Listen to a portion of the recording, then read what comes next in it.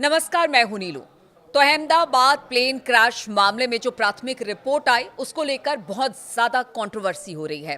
मयंक, देखिए, जब से ये रिपोर्ट आई है तब से ये कहा जा रहा है कि देखिए इसका पूरा ठीकरा पायलट पर फोड़ दिया गया। बहुत सारे लोग ऐसा कह रहे हैं, यहाँ तक कि पायलट एसोसिएशन भी इस बात को बार बार उठा रहा है। आखिर इसके पीछे की क्या वजह है, कहां पर कमी और खामी की बात हो रही है इस रिपोर्ट में? देखिए, ये जो रिपोर्ट आई, जांच रिपोर्ट अहमदाबाद प्लेन हादसे की, क्रैश की जो रिपोर्ट आई, इस रिपोर्ट में देखिए AIB aircraft accident investigation bureau ने जो रिपोर्ट पेश की, इस रिपोर्ट में को पढ़ने के बाद एक ऐसा मैसेज गया लोगों तक कि मानो ये दोनों जो पायलट्स थे इनमें से किसी एक पायलट ने जो है वो फ्यूल स्विच खुद बंद कर दिया। हाँ। और उसकी वजह से हादसा हुआ। इस तरह का संदेश इस रिपोर्ट से जा रहा है। हालांकि ये प्रिलिमिनरी रिपोर्ट है और गवर्नमेंट ऑफ इंडिया की तरफ से भी कहा गया है कि ये अभी जो है प्राथमिक निष्कर्ष है, अभी आप फाइनल रिपोर्ट आने में टाइम लगेगा, आप उसको जंप मत करिए। लेकिन देखिए, इसके बाद जो है जो भारतीय पायलट संघ है FIP, इसकी तरफ से भी और हमारे बहुत सारे दर्शकों का ये कहना है कि ऐसा लगता है मानो कि पायलट्स के ऊपर जो है पूरे हादसे का ठीकरा फोड़ दिया गया और सच छिपाने की कोशिश हो रही है। ऐसा कई लोगों का, कई एक्सपर्ट्स का भी ऐसा मानना है और कई लोगों ने इस तरह की बात जताई है। हकीकत क्या है वो बाद में सामने आएगी। अब देखिए, जो भारतीय पायलट संघ है इसकी तरफ से जो बयान आया है, उन्होंने जो इसकी प्रारंभिक जांच रिपोर्ट है उस पर चिंता जताई है। FIP का कहना है कि जब तक पूरी जांच पारदर्शिता और तथ्यों पर आधारित ना हो तब तक किसी पर दोष डालना जल्दबाजी और गैर जिम्मेदाराना व्यवहार है। देखिए, पायलट एसोसिएशन का कहना ऐसा है कि जब तक आपके पास पूरे इन्वेस्टिगेशन हर पहलू से जांच नहीं हो जाती, पूरे तथ्य सामने नहीं आ जाते, तब तक ये इस तरह से ये कहना कि साहब पायलट हादसे के लिए जिम्मेदार हैं या पायलट ने फ्यूल स्विच को ऑफ मोड में डाल दिया था, ये बड़ी जल्दबाजी होगा। देखिए, आपको इस तरह की खबरें मिल जाएंगी जिसमें ये बताया जा रहा है कि देखिए, एक तो वो कॉकपिट में जो डिस्कशन था कि जिसमें एक पायलट दूसरे पायलट से पूछ रहा है कि भाई तुमने जो फ्यूल स्विच क्यों बंद किया, और वो जवाब दे रहा है कि मैंने बंद नहीं किया। पहली बात तो इस रिपोर्ट में यही साफ नहीं है कि किस पायलट ने ये सवाल किया और किस पायलट ने जवाब दिया। क्या सुमित सब्बरवाल जो मेन पायलट थे, क्या उन्होंने ये सवाल किया कि तुमने स्विच बंद क्यों किया, और क्या जो क्लाइव कुंदर जो असिस्टेंट पायलट थे, क्या को पायलट थे, क्या इन्होंने ये जवाब दिया, या ये वाइसी वर्सा है कि क्लाइव कुंदर ने सवाल किया और सुमित सब्बरवाल ने जवाब दिया? अभी यही क्लियर नहीं है। देखिए, ये भी एक जिसको लेके बड़े सवाल उठ रहे हैं कि अगर ये पायलट का ये डिस्कशन है तो इसमें ये भी बताया जाना चाहिए था कि कौन से पायलट ने सवाल किया है और किसने जवाब दिया है। इसीलिए देखिए, जो भारतीय पायलट संघ है इसका कहना ऐसा है कि ये रिपोर्ट अभी पूरी जानकारी नहीं देती और केवल कुछ हिस्सों के आधार पर पायलटों की योग्यता और ईमानदारी पर सवाल उठाती है। जब ये रिपोर्ट आई थी मयंक, तो ये भी कहा गया कि पायलटों को दोषी ना बनाया जाए। पायलट कोई ये नहीं चाहता कि जिस प्लेन को वो उड़ा रहा है वो इस तरह से क्रैश हो जाए। पायलट लास्ट मोमेंट तक ये चाहता है कि किसी तरह से प्लेन को बचा लिया जाए। और दूसरा सवाल ये है, कहा यह जा रहा है जिस बोइंग विमान की बात हो रही है उसको लेकर, क्योंकि लोग भी यही सवाल उठा रहे हैं कि क्यों ना उसको FFA की भी बात हो रही है। हाँ, जांच के दायरे देखिए, इसमें सबसे पहली बात तो ये है कि आपको इस तरह की कई सारी चर्चाएं मिल जाएंगी। सवाल उठाए जा रहे हैं कि क्या सुमित सब्बरवाल जो पायलट थे इनका क्या मेंटल स्टेटस सही था, वो डिप्रेशन में थे, इस तरह की तमाम भाई एयर इंडिया की तरफ से इनकी बाकायदा मेडिकल चेकअप होता है और इनको NOC क्लियरेंस दिया जाता है कि वो फिट है कि नहीं फ्लाई करने के लिए। तो अब इस तरह की तमाम बातें सामने आना कि भाई उनकी मेंटल हेल्थ सही थी या नहीं थी, वो अपनी मदर की डेथ को लेकर डिप्रेशन में तो नहीं थे, ऐसे तमाम सवाल उठ रहे हैं जिसको पायलट एसोसिएशन कह रहा है ये एकदम बेसलेस बातें हैं साहब। आपको एयर इंडिया जो है बकायदा उसके लिए मेडिकल चेकअप होता है डॉक्टर्स का, उनका मेंटल एनालिसिस होता है कि वो फिट है या नहीं, उसके बाद उनको ओके किया जाता है फ्लाई के लिए। तो अब ऐसे तमाम, वही बात है कि अब एक की बाल की खाल निकल रही है और ऐसी तमाम चीजें सामने आ रही हैं जो तथ्य से बिल्कुल दूर है। इसीलिए देखिए, भारतीय पायलट संघ है उसकी तरफ से ये अपील भी की गई है कि FIP ने अपने सदस्यों और आम जनता से अपील की है कि वह इस तरह की अधूरी और जल्दबाजी में निकाले निष्कर्षों पर भरोसा ना करें। उनका कहना ऐसा है कि इस तरह की अटकलें न केवल पेशेवर पायलटों की छवि को नुकसान पहुंचाती है बल्कि उनके परिवारों और साथियों के लिए भी मानसिक कष्ट का कारण बनती है।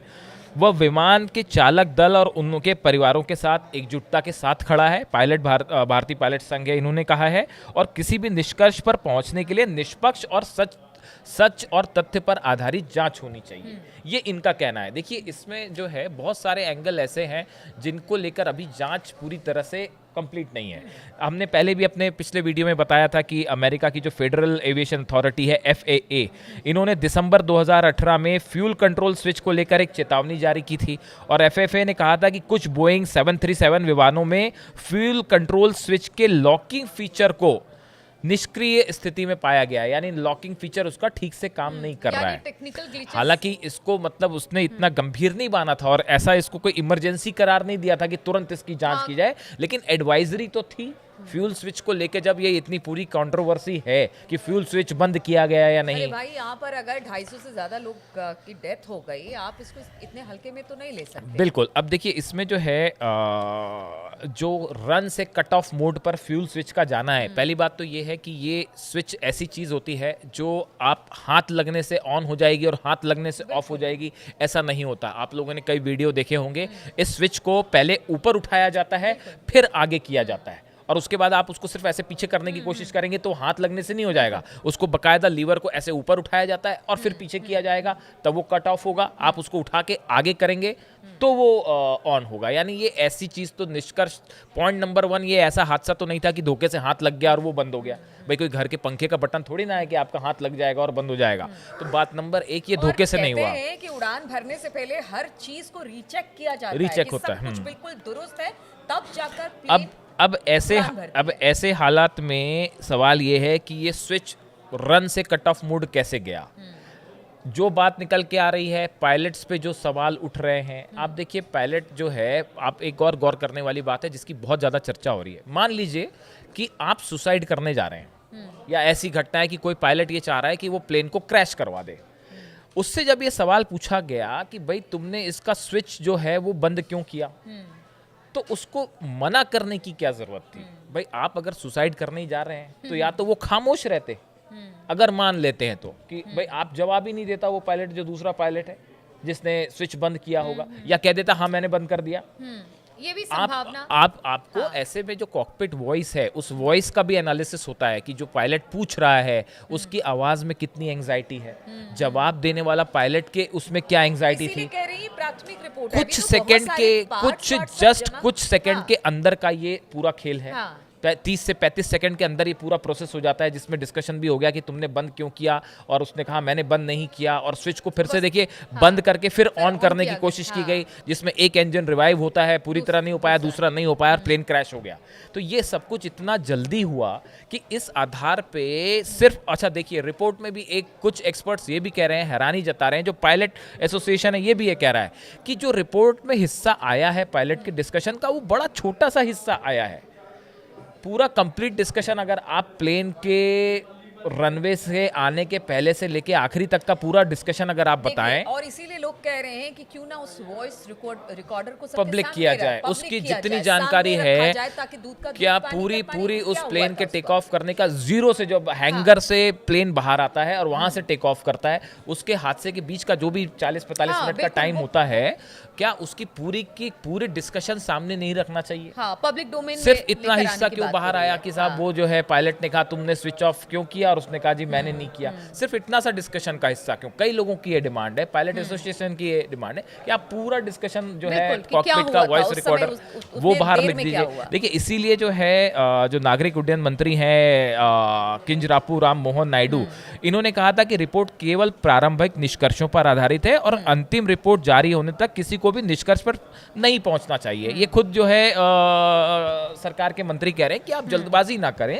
अभी जांच हो रही है, इसलिए अभी से किसी को दोषी ठहराना ठीक नहीं है, और जांच हर पहलू की होनी चाहिए। देखिए, टेक्निकल फॉल्ट, कई हमारे जो पायलट्स हैं उन्होंने ये बात भी कही कि कई बार ये भी संभावना है कि प्लेन ने जब टेक ऑफ किया अचानक उसका इलेक्ट्रिक फेलियर हो जाता है, कंप्लीटली इलेक्ट्रिक जो था वो कट डाउन हो गया, वो किसी टेक्निकल गलती की वजह से हुआ। अब पायलट ने ये सोचा कि ये फ्यूल जो है वो फ्यूल सप्लाई बंद हो गई, तो शायद उन्होंने इलेक्ट्रिक कट ऑफ की वजह से उस फ्यूल को ऑन करके ऑफ करके ऑन करने की कोशिश की? क्या ऐसा तो नहीं था? ये बड़े सारे सवाल हैं जो अभी जिसमें कोई क्लैरिटी नहीं है। तो अभी से ये कह देना कि सिर्फ पायलट ही इसके लिए जिम्मेदार है, ये बहुत ही एक इमेच्योर कंक्लूजन है। और इस पे जाने के पहले आपको हर एंगल से हर चीज़ की जांच होनी चाहिए कि फ्यूल सप्लाई। लोग तो ये भी कह रहे हैं कि प्राथमिक रिपोर्ट थी, फिर इसको सार्वजनिक क्यों किया? अब किया है तो पूरी तरह से करिए, ये भी सवाल लोग उठा रहे हैं। और अगर इसमें उनको कुछ दिक्कत लगती देखिए है, दोनों पायलट्स जो हाँ। हैं उनका फ्लाइंग एक्सपीरियंस बहुत अच्छा बहुत था। बढ़िया। और बहुत सुमित सब्बरवाल काफ़ी तो, समय से हाँ। फ्लाई कर रहे हैं, उनका बेहतरीन रिकॉर्ड रहा है।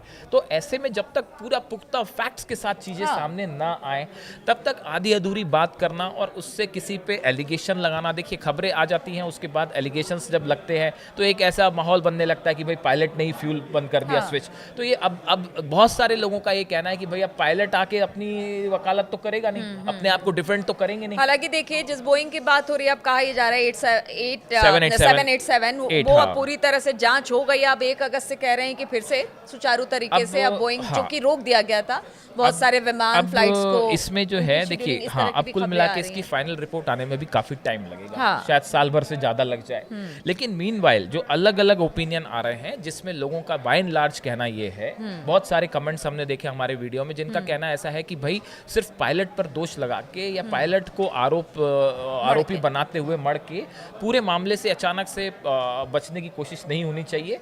हर एंगल से मामले की जांच होनी चाहिए, तथ्यों के साथ होनी चाहिए, और जब पूरी रिपोर्ट सामने आए उसके आधार पर फैक्ट क्या है वो जनता को बताया जाना चाहिए। सिर्फ स्पेकुलेशंस के बेसिस पे ये जांच आगे नहीं होनी क्योंकि चाहिए। उनका कहना है कि जिनके परिवार के लोग गए, आप सोचिए उन पायलट्स के परिवार के सबको लोगों पर इंसाफ, क्या बीत आपको रही। वो पूरे जितने हाँ, एक जितने शख्स लोग की मारे इसमें गए मौत उनको हुई, भी। जो हॉस्टल में लोग थे जो वो मारे गए, क्योंकि सवाल उनके उन परिजनों के मन में भी है जिनके लोग मारे गए हैं। इसका सच सामने हाँ। आना चाहिए और वो एक पूरी डिटेल जानकारी के बाद ही सामने आना चाहिए। बिल्कुल। तो देखिए प्राथमिक रिपोर्ट के बाद कंट्रोवर्सी तो बहुत हो रही है। पायलट एसोसिएशन ने भी इस पर सवाल उठाए कि सिर्फ पायलट को दोष मढ़ के आप इससे किनारे अपने आप को नहीं कर सकते हैं।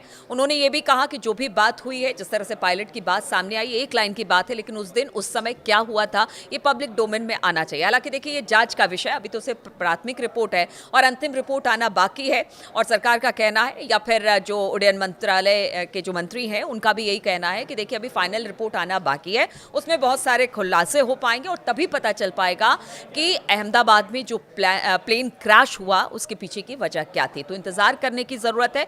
लेकिन हाँ, इसको लेकर तमाम लोगों के मन में कई सारे सवाल हैं, जिसको लेकर अब ये कहा जा रहा है कि फाइनल रिपोर्ट आने तक इंतजार करें। चलिए, इस चर्चा में शामिल होने के लिए आप सभी का बहुत बहुत शुक्रिया, हमारे साथ जुड़ने के लिए बहुत बहुत शुक्रिया।